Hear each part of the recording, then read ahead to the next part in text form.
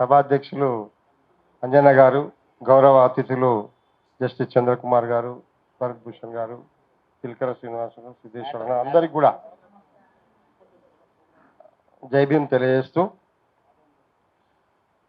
నేను ఒక టీచర్గా 1988లో మస్తిపూర్ అని ఆత్మకూరు మండలంలో టీచర్గా వెళ్ళాను. ఆ స్కూలు మాదిగవాడలో ఉంది. స్కూలు అంటే చాలా వ్యూహాత్మకంగా బడినాడ కట్టించారు. అంటే ఊరి పిల్లలు ఎవ్వరు మాదిగేరికి పోకూడదని కట్టడమే అంత తిరిగే కట్టించారు. అంటే ఎవరు పోరాడికి మిగతా కులాల పిల్లలందరూ. నేను పోయిన తర్వాత నా దగ్గరికి వచ్చిండు, నువ్వు ఇమ్మీడియట్గా మీ వనపర్తికి వెళ్ళిపోయి ఇంటికాడ ఉండు, నీకు జీతం ఆడికే పంపిస్తాము, చదువు మాత్రం చెప్పొద్దు ప్లీజ్ అని ఫస్ట్ ప్లీజ్ అన్నారు. లేదండి, నేను అప్పుడే బాగా యువకుడిగా బాగా ట్రైనింగ్ పొంది పోయినా కాబట్టి మీరు చెప్తే అయిన సమస్య లేదు, నేను ఇక్కడనే ఆ స్టేషన్ ఇక్కడనే ఉండి నేను చదువు చెప్తానంటే చాలా బూత్ మాటలు మాట్లాడి ఆ రాజేశ్వర్ రెడ్డి అంటే ఆయన, నువ్వు వెళ్తావా లేకపోతే నీ సంగతిని చూడాలని చెప్పి అన్నాడు.